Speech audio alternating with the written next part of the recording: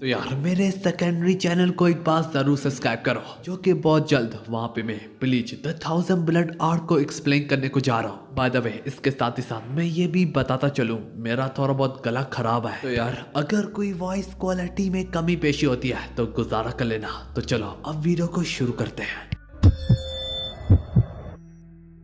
तो यार हमारी एपिसोड की शुरुआत किरीहितो अपनी बाउट के लिए तैयार होता, क्योंकि किरीहितो मित्सुआशिकी की जगह लड़ा है। मित्सुआशिकी को एक छोटा सा फ्लैशबैक याद आता, जहाँ पे किरीहितो उससे माफी मांग रहा होता है कि ऐसा कोच होने के नाते मैंने तुम्हें नाकाम कर डाला। मैंने वादा किया था कि तुम नेशनल में जरूर एक विक्ट्री तो जरूर पाओगे। पर मित्सुआशिकी के उससे कहने लगता, प्लीज आप मुझसे माफी मत मांगे, आपके बिना तो मैं शायद नेशनल में एक ड्रॉ भी ना कर पाता। और सेंसे अगर मैं आराम से बैठा भी हूँ तो मुझे पता है और हम सब ओताची को पता है, हमारे पास सबसे स्ट्रॉन्गेस्ट रिजर्व मेंबर है। इसी के साथ ये छोटा सा फ्लैशबैक यहाँ पे खत्म होता।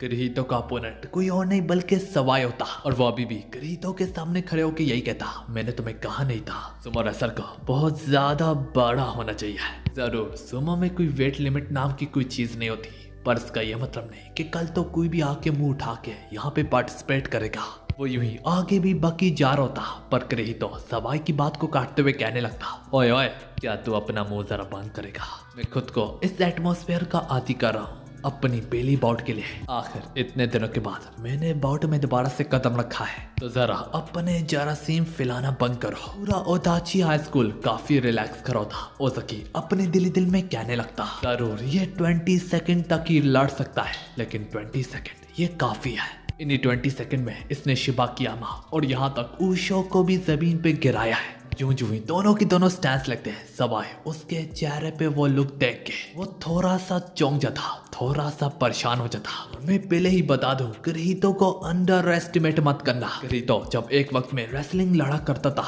वो भी उशो इनोमारू की तरह नेशनल ट्रेजर होता था।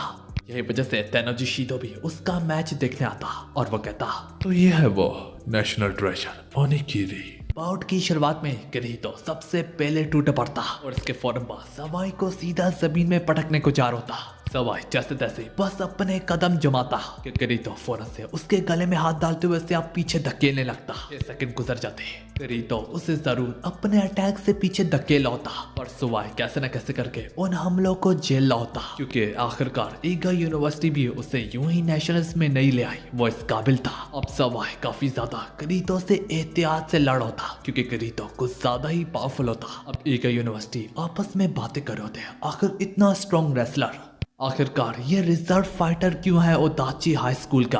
किरीहितो इस इंतजार में होता कि ये कब मुझ पे हमला करेगा कि उसी दौरान मैं उसे जमीन के बल पटक डालूं। पर सवाई को जरूर कुछ गड़बड़ महसूस हो रही होती है। उसे पता होता कि शायद मैं करीब जाऊं और ये किरीहितो जैसा इतना खतरनाक रेसलर मुझे शायद पहले लम्बे में ही पटक डाले। किरीहितो अब ज्यादा थक रहा होता, किरीहितो की सांसें फूली होती, किरीहितो का वक्त खत्म हो रहा होता। किरीहितो सिर्फ 20 सेकंड तक ही लड़ सकता है, पर वक्त 16 सेकंड से ऊपर हो जाता। किरीहितो जैसे खुद को पानी में डूबता हुआ पाता। अब किरीहितो भी अंदर ही अंदर से बस हार मानने को ही जा रहा था, जबकि ओनिमारू कुनेत्सुना पीछे से चलाते हुए कहने लगता, किरीहितो तुम्हारा काम अभी खत्म नहीं हुआ। जरूर 20 सेकंड से ऊपर हो जाते, किरीहितो अपनी लिमिट को पुश पास करने लगता। किरीहितो अब इसके बाद अपने आप को डिफेंसलेस छोड़ देता ताकि वो मुझ पे आए और हमला करे। तो वह जैसे जैसे ही अपने हमले के लिए आगे बढ़ता, किरीहितो उसी दौरान बस उसका काम तमाम करने को ही जा रहा होता। मौके पे सुबह उससे भी बस अपने साथ रिंग से बाहर ले जाता।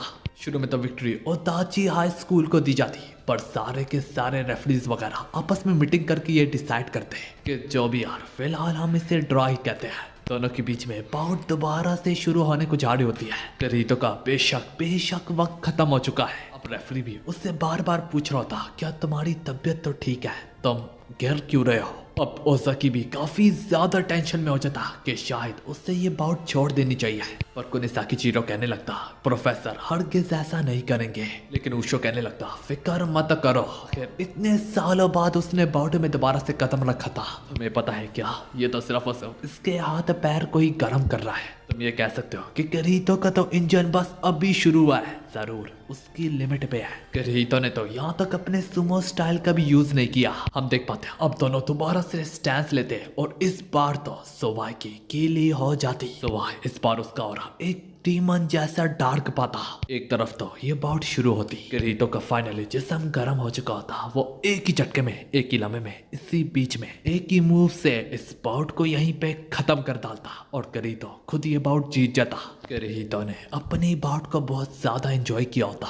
किरीहितो जैसे ही रिंग से बाहर निकलता, वो फौरन से उशो हिनामारू के कंधों में गिर जाता। इसी बीच में टोटोरी हाकुरो ओदाची हाई स्कूल की दाद देते हुए कहने लगता। ओनिकिरी और ओनिमारू ने दोबारा से मिलकर तबाही मचा दी। एक बार पहले भी हिस्ट्री में ऐसा हो चुका है। तो यार अब अगली बाउट योमा की होती। कुनेसाकी चिहिरो उसके पीठ पे वो हाथ का निशान दे के कहने लगता, ओए ओए योमा, मुझे अभी भी तुम्हारी बहन का हाथ का थापड़ पीछे दिख रहा है। अब योमा अपने दिली दिल में क्या रोता। वैसे तो जीतने के लिए वो जरूरी था। इससे पहले बाउट की शुरुआत भी होती। पीछे से ओनिमारू कुनित्सुना उशो हिनामारू योमा से पूछने लगता, योमा क्या तुम्हें सुमो पसंद है? वैसे भी ये तुम्हारी आखिरी बाउट होने को जा रही है। यहाँ पे उशो हिनामारू उससे ये इशारा करके बताना चाह रहा है कि एक बार जिंदगी में बस एक बार अपनी टीम के लिए नहीं बल्कि अपने मजे के लिए लड़ो। कि युमा हमेशा से अपनी टीम की माफी के लिए काफी कड़ी मेहनत करता है। तो यही वजह से उशो हिनामारू उससे कह देता कि इस बार आज तुम अपने लिए लड़ के तो देखो। खैर यार योमसा के अपोनेंट का नाम योमोदा होता। पूरा टोटोरी हाकुरो तो योमोदा की दाद देने लगता।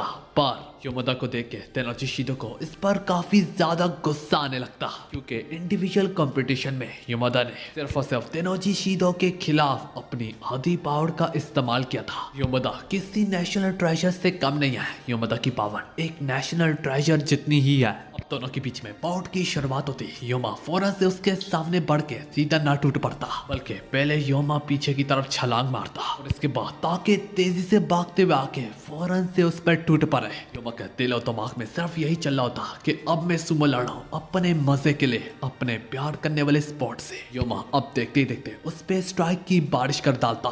फिर टोटोरी हाकुरो का बदबायर पीछे से आके कहने लगता, शायद तुम लोगों को इस बात का अंदाजा ना हो, लेकिन इसकी एक एक स्ट्राइक मुझे अभी तक दर्द कर रही है। तो सोचो आखिर उसकी स्ट्राइक कितनी ज्यादा खतरनाक होगी। योमोदा एक इतना खतरनाक ओपोनेंट जो कि ईगा यूनिवर्सिटी से बिलोंग करता है, वो इस वक्त काफी ज्यादा दबाव में होता, जबकि योमा वहां पे हंस रहा होता, मुस्कुरा रहा होता, सुमो को एंजॉय कर रहा होता। कि कराटे सेंसे भी ये सब कुछ देख के कहने लगती, हाँ तुमने अपनी टीम के लिए जोक भी किया, अब तुम्हारी टीम चाहती है कि तुम सुमो से प्यार करो, तुम सुमो को एंजॉय करो। योमा यहाँ पे उस पर मुसलसल बॉडी बढ़ता चला जा रहा होता। खैर यार ऐसा तो लोगों ने सोचा था, उसने फाइनली योमा की आखिरी स्ट्राइक को ब्लॉक कर ही लिया होता। अब योमोदा मुस्कुराने लगता कि फाइनली यार योमा का हाथ मेरे हाथ में जा लगा। योमोदा उसे अब पटकने की कोशिश करने लगता, और योमा कैसे न कैसे करके अपने पैरों पे ही रहता और अपने दिल में कहने लगा, तुम्हें क्या लगा तुमने मुझे पकड़ में ले लिया और मेरा खेल यहाँ पे खत्म हुआ? मुझे रोजाना इससे भी कई गुना ज्यादा खतरनाक उशो हिनामारू की ग्रैपलिंग टेक्निक से बचना पड़ता है। हालांकि इसी बीच में रेफरी आके दोनों का मैच रुका देता और इसकी वजह योमोदा के नाक से काफी ज्यादा खून निकला होता।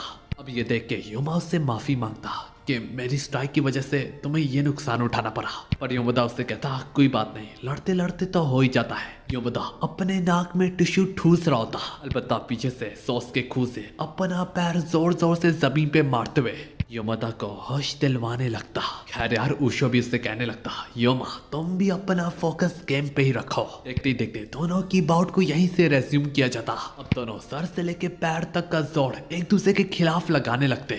योमोदा इसी बीच में उसकी मवाशी बेल्ट पे हाथ डालते हुए उसे फौरन से अपने पेट के जोर से योमा का हवा में उठा लेता और इसी तरह उसे सीधा रिंग से बाहर फेंकने को जा रहा होता। इस पर योमा काफी ज्यादा हिलजुल करके कैसे ना कैसे करके अपने पैर को जमीन तक पहुंचाने में कामयाब हो ही जाता। योमा तब तक काफी ज्यादा कोने में आ चुका था। इस वजह से जैसे योमा उसके मुंह पे एक गंदी सी स्ट्राइक मारता कि उस कोने में से बस योमोदा को एक धक्का देने की ही देर थी। ऐसा करते हुए योमा डिसबैलेंस होते होते वहीं से रिंग से बाहर गिर जाता। इसी तरह योमा ये बाउट हार जाता। अब दोनों के दोनों वॉरियर रिंग से जाने लगते, पर योमा अभी भी काफी ज्यादा खुश होता क्योंकि योमा ने अपने लिए लड़ा होता। देख के योमा सा के चमचों की आंखों में आंसू आ जाते। तो यार अब थर्ड लास्ट बाउट होने को जा रही है और ओजाकी के चेहरे से तुम अंदाजा लगा सकते हो, चेहरे पे वो बदमाशों वाली लोग साफ साफ इस बात की गवाही दे रही है कि वो अगर रिंग से बाहर निकलेगा भी तो वो सिर्फ और सिर्फ जीत के ही निकलेगा। तो हाँ यार इसी के साथ हमारी एपिसोड खत्म होती है।